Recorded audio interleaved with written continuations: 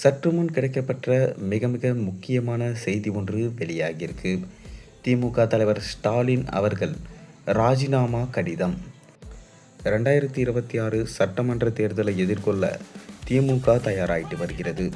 அதே நேரத்தில் கடந்த தேர்தலை போல் இல்லாமல் இந்த முறை திமுகவுக்கு கடும் சவால்கள் காத்திருக்கு. சிறுபான்மையர் ஓட்டுகளை பிரிக்கும் விஜய், தேர்தல் ஆணையத்தின் SIR நடவடிக்கையால் நீக்கப்படும் வாக்குகள், மத்திய ஆளும் பாஜகவின் நெருக்கடி, அதிமுகவின் வலுவான கட்டமைப்பு என இந்த தேர்தலில் திமுகவுக்கு கடும் சவால்கள் காத்திருக்கிறது. மேலும் வழக்கமாகவே ஆளும் கட்சி மீது இருக்கும் எதிர்ப்பு அலையும் இந்த தேர்தல் முடிவுகளில் முக்கிய பங்கை வகிக்கும் என சொல்லப்படுகிறது. திமுக தலைவராக தனது 2வது சட்டமன்ற தேர்தலை எதிர்கொள்ள இருக்காரு தமிழ்நாடு முதலமைச்சரும் திமுக தலைவருமான மு.க. ஸ்டாலின். கலைஞர் கருணாநிதியின் மரணத்திற்கு பிறகு 2021 தான் சந்தித்த முதல் சட்டமன்ற தேர்தலிலேயே வெற்றி வாகை சூடினார். அதற்கு பிறகு நடந்த அனைத்து தேர்தல்களிலும் திமுகவுக்கு வெற்றி முகம்தான்.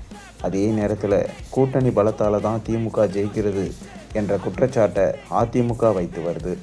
2019 மக்களவைத் தேர்தலில் இருந்து தற்போது வரை திமுக கூட்டணி மிக வலுவாக இருக்கிறது. அதே கூட்டணி தற்போது தொடரும் எனவும் எதிர்பார்க்கப்படுகிறது. திமுக கூட்டணியில் தொடர்ந்து இருக்கும் காங்கிரஸ், விடுதலை சிறுத்தைகள், கம்யூனிஸ்ட் கட்சிகள், மதிமுக உள்ளிட்ட கட்சிகள் கூடுதலாக சில இடங்களை கேட்டு பெறலாம் என எதிர்பார்க்கப்படுது. அதே நேரத்தில் இந்த தேர்தல் மு.க. ஸ்டாலினுக்கு அவ்வளவு எளிதாக இருக்காது எனவும், கடந்த தேர்தல்களை விட இந்த தேர்தல் அவருக்கு சற்று கடினமாக இருக்கும் என்கின்று சொல்லப்படுகிறது. இது தொடர்பாக அவர்கள் 5 காரணங்களையும் முன்வைக்கிறாங்க. அந்த காரணங்களை கேட்டு திமுக தலைவர் ஸ்டாலின் அவர்கள் கண்டிப்பாக தோற்பது உறுதி, அவர் ராஜினாமா கடிதத்தை தயார் செய்து வைத்து கொள்ள வேண்டும் என பரபரப்பான செய்தியும் வெளியாகியிருக்கு. திமுக இதுவரை அடுத்தடுத்து 2 தேர்தல்களில் வெற்றி பெற்று ஆட்சி அமைத்ததில்லை. அந்த மோசமான சாதனையை தகர்க்க வேண்டும் என மு.க. ஸ்டாலின் திட்டமிட்டு செயல்பட்டு வராரு. ஆனால் இந்த தேர்தலில் விஜய் முதலாக களமிறங்க இருப்பது ஆளும் கட்சியான திமுகவுக்கு சற்று நெருக்கடியை அதிகரிக்கும் என்று சொல்லப்படுகிறது. தேர்தல் நேரத்தில் இளைஞர்கள், பெண்கள், சிறுபான்மை வாக்குகள் குறிப்பிட்ட அளவு விஜய்க்கு செல்லும் என்று எதிர்பார்க்கப்படுது. அதிலும் குறிப்பாக கிறிஸ்துவ இஸ்லாமிய வாக்குகள் குறிப்பிட்ட அளவுக்கு விஜய்க்கு செல்லலாம் என சொல்லப்படுகிறது. இதுவரை வெளிவந்த பெரும்பாலான கருத்து கணிப்புகளில் விஜய்க்கு 20% ஆதரவு இருப்பதாக சொல்லப்பட்டாலும் அதில் 5 முதல் 10% சிறுபான்மை வாக்குகளாக இருக்கலாம்.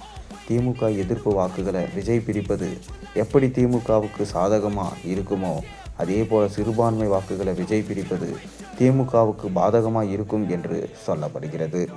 இப்போதைக்கு இந்தியா முழுவதும் பேசும் பொருளாக இருப்பது SIR எனப்படும் வாக்காளர் பட்டியல் தீவிர சிறப்பு திருத்தம் தான். 2026 தேர்தலை முன்னிட்டு தமிழகத்திலும் அந்த பணி தொடங்கி இருக்கும் நிலையில் திமுக மிக கடுமையாக எதிர்த்து வருது. வாக்காளர் பட்டியல் சரிபார்ப்பு என்ற பெயரில் உண்மையான வாக்காளர்களை நீக்கப்பட வாய்ப்பு இருப்பதாக கூறி திமுக எதிர்த்து வருது. மேலும் கடந்த 2026 சட்டமன்ற தேர்தலில் சென்னை, கோவை, நெல்லை உள்ளிட்ட சில மாவட்டங்களில் 10,000 முதல் 15,000 வரை போலி வாக்காளர்கள் இருப்பதா அதிமுகவினர் பரபரப்பு புகார் கூறியிருந்தாங்க. அந்த பகுதிகளில் எல்லாம் திமுக வென்றபோது கோவையை தவிர்த்து சில தொகுதிகளில் வாக்கு வித்தியாசம் 5,000 முதல் 10,000 வரை தான் இருந்தது. இந்த நிலையில் SIR மூலம் சில 1000 வாக்குகள் நீக்கப்பட்டால் அது திமுகவுக்கு பின்னடைவாகவே இருக்கப்படும் என சொல்லப்படுது. அது மட்டுமில்லாமல் கடந்த தேர்தலை விட இந்த தேர்தல் திமுகவுக்கு சவாலாக இருப்பதற்கு மற்றொரு காரணம் அதிமுக பாஜக கூட்டணி தான். ஏற்கனவே மத்திய விசாரணை அமைப்புகள் மூலம் திமுகவை மிரட்டுவதா திமுகவினர் குற்றம் சாட்டுகின்றாங்க. தேர்தல் நேரத்தில் மூத்த அமைச்சர்களை குறிவைத்து அதிரடி ரைடுகள் நடத்தப்படலாம் எனவும் குற்றச்சாட்டுகளை முன்வைக்கிறாங்க.